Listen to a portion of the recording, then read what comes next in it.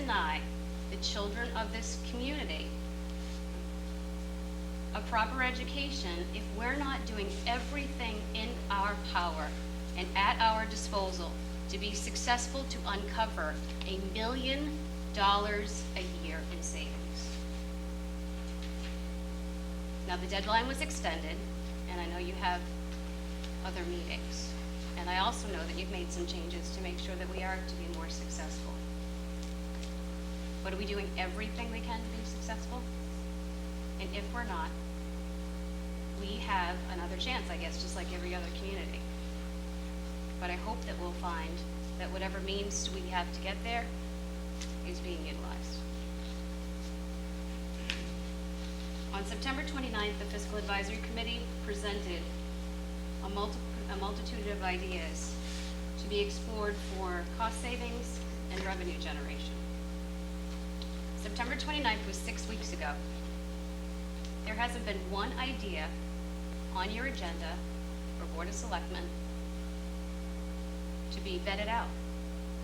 I'm not placing blame on anyone. I'm just saying we are missing opportunities for important dialogue. There are millions of dollars waiting to be uncovered and exploited. And you're holding our children hostage. They do not have time to wait. What did monopolize your time was the Flagman article. Every week for at least 4 weeks, maybe more, we debated. We threatened. We debated some more. We waited for numbers that almost never came, up until town meeting. I know none of these issues is simple, and they're very complicated. But don't get this community riled up about something, and then come to town meeting and want to pass it over. In the last 3 weeks, we have gone from a $759,000 deficit to a $101,000 surplus. I would suggest that before our children in this community have to read that we could potentially shut down an elementary school, go to 4-day work weeks, that our new teachers at the bachelor school in music and art are already fearing for their jobs, that we're not providing qualified coverage in our classrooms, that we're not sending our children out on field trips to have hands-on learning experiences, that we ask the people who supply the numbers in this community to audit themselves first. How can we miss $492,000 in new growth from June 30th? Now, it's easy to say that for April town meeting we missed it, but we had an October town meeting.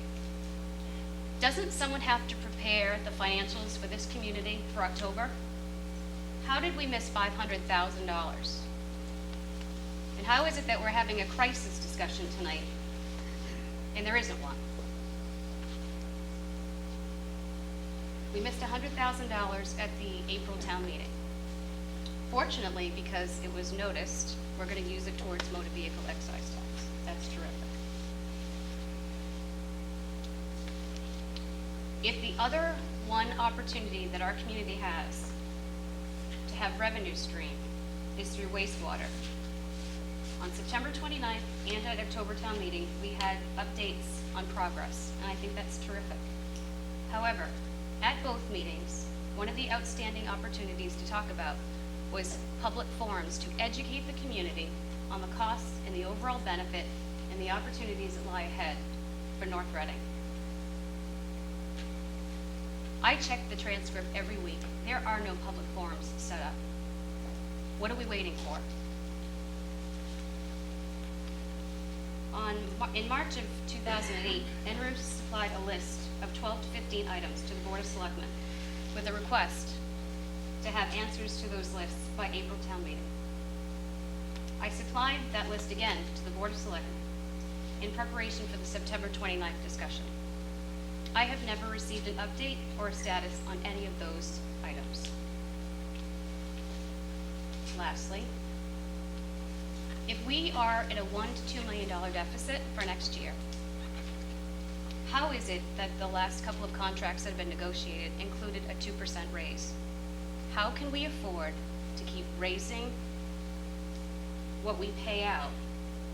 And we have shortfalls and budget deficits that we covered last year, and gratefully and thankfully, I appreciate what you did with one-time money. If we have union contract negotiations in order to get sick leave buybacks and other benefits, we have to have a very specific and strategic plan to address union negotiations, and I hope the same new strategic plan that you'll employ for the GIC would be the same one that you employ for union contract negotiations, that every opportunity has been explored to make sure that North Reading benefits. And what I hope we find over the next 12 months is town meetings where we don't have to show up and be bullied by people, and that we show no lack of compromise.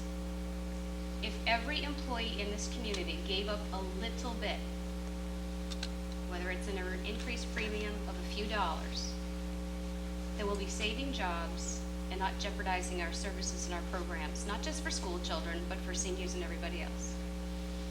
So I'll finish where I started by saying that I feel like NRU and Stanford Children members have done as much as we possibly can. We're exhausted to think that we have worked this hard. We have sent hundreds of letters. We have met with state legislators. We have been supportive of all your initiatives. We've worked in cooperative spirit. And we still are in the exact same position we have been every other year, with our children and their education being threatened once again. That's it. That's all I have to say. But I also did take the time to write down several things that I think that we could be doing to save money. If we're going to turn down the thermostats in our school buildings, I hope we're going to do that in every single building in North Reading. I had a question from a parent, which I thought was a great one. I think I know the answers now, but I'll ask them because I think it's important for people to know how we do things in North Reading. Someone can come back to this, but someone had asked about where we get gasoline for our buses and for our municipal vehicles, so I'll come back to that. I hope the school department will explore any bus efficiencies that we can. Looking before the school year starts, when we know what the bus passes are and so forth, that we can determine who gets on at which bus stop and make sure that the buses are allocated appropriately. I do know that there was an issue on bus 4 this year at the middle school, and as a result, unfortunately, we're sending 2 buses to the same neighborhood. That's not an efficiency. That needs to be fixed. I think if there's a possibility to consolidate administrative resources, both at town halls and in the school side, whether at the middle school and the high school, to see what kind of resources can be either reduced or some of the jobs requirements that they do could be shared. I hope that you'll look at summer things, whether it's principal stipends and things for the summer, if any of those things can be reduced. Outsourcing janitorial resources, combining functions, whether they're being department heads for Parks and Rec, Building and Ground, DPW, and cemeteries, rather than 4 or 5 different department heads. Eliminating paper handbooks that you send out to all parents at the elementary school level and at the middle school level, and sending them on email. I don't know if we've thought about selling any real estate in town. Reducing overhead at the town level because a lot of people pay their bills online. I wonder if we've thought about that. Tax collections can be done through a box, having a virtual town hall. I'm not sure if anyone's ever answered our request about advertising at Ipswich River Park and getting a business partner. So it could be the Bank of America Park or whatever, and revenues that could come from there. These are all outside of the 12 to 15 items we already gave the Board of Selectmen. The town of Shirley, Mass. is closing down their town hall on Fridays. I wonder if we've explored that. And none of these things, of course, are things that I want to have happen, but if we only have our library open for 4 hours on Wednesdays, I wonder if we've explored how much money we could save by closing it for the entire day. Those are just some of my thoughts. Thank you.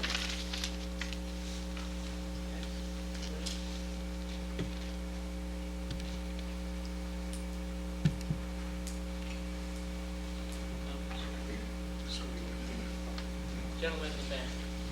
Ed Alter, 401 Park Street, Dennis Levels. I'll keep it brief. Just to reiterate, I get 2 young school children, both of them in elementary school, and I know you guys hear a lot from school parents and such. And I can see the difference from last year with my kids going to school 5 days a week. At this age, you can't keep throwing the carrot and pulling it back, and throwing the carrot and pulling it back. And I know I said in the past meeting that we need to be able to have a minimum amount of expected coverage. We need to be able to say, this is the education, basic education, not just level services, meaning that, okay, this is the 60% number, so this is what it needs to stay at. These are the classes they should be guaranteed. This is the number of days they should be able to go all the time, and not be under constant threat that that's going to change, because I know, I can see it at this age, it makes a difference. And our kids are suffering. Why should my kids be suffering now when kids 10 years ago weren't, or maybe 5 years ago they won't be? I'd like to be consistent year after year and have every kid in this town have the same opportunities that the kids the year before did. And if it means adjusting it to 62, 40 or 38, then do it that way. But some way that they can't just be a set group of numbers that it's worked out to. It can't just be all about the numbers. It's got to be about making sure our kids have the right education. We have more kids in schools now. You can't expect the same amount of money to go as far with more kids. So I just hope that type of stuff stays in the back of people's minds, and got to get in the forefront of people's minds when these things are happening. I know we're all making difficult decisions, and I appreciate it. Believe me, I wouldn't want to be in your shoes. I don't think anybody wants to be in any kind of government right now. But realistically, these are the things that should take precedence. The kids, they're our future. Maybe we get them better education, they'll come up with better ideas in the future for making money. But I just hope that that's a consideration. I'd like it not to be about the numbers. The bottom line should not have any effect at all on what the kids get with the basic education. That's it. Yes, thank you for recognizing me again. Just very briefly, I appreciate all the efforts as well and know firsthand that it's a difficult job. But it seems to me that when business is not usual, you should look at the place where business has changed. And one significant area, with all due respect to the people in these departments, when licenses and permits are off by $145,000, that's significant. And that, the same folks are working in the department when it was $145,000 more, and probably even more than that during the really building boom years. So I would hope that efficiencies are explored where business has changed, just like any private business would do. If a department, business conditions change and a department in a private company isn't bringing in revenue anymore or isn't as busy, that's the first place to look. So rather than, just saying maybe across the board or in some set ratio, I think looking and making your business operations as smart as possible would be the way to go. And again, all due respect to the people in those departments who I'm sure, who I know do a very good job. I know several years ago, the treasurer's office had an issue with people refinancing their mortgages left and right. I know I did it probably twice a year for a couple of years. I haven't done it lately and don't see doing it in the foreseeable future. Those all needed to be recorded and tracked. There's another area where perhaps just what, the flow of business has changed. Maybe there's other areas where the flow is busier. But rather than looking across the board to cut, I guess I would just ask that you look to operate smarter where business is off. Thank you.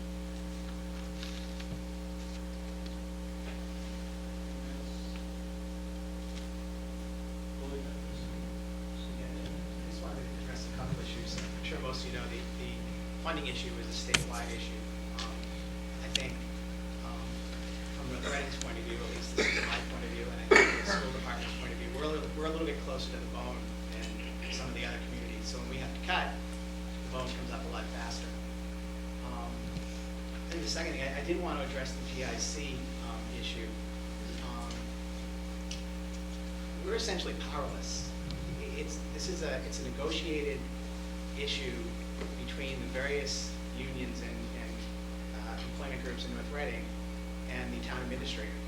We as the school department, the Board of Selectmen, we have no, I don't think the Board of Selectmen has the power. We have no power or say in that issue. We can sit in on meetings, we can make recommendations. In some cases, I don't even know how much we're supposed to talk about it with our teachers. It's not part of our negotiations. So I just want to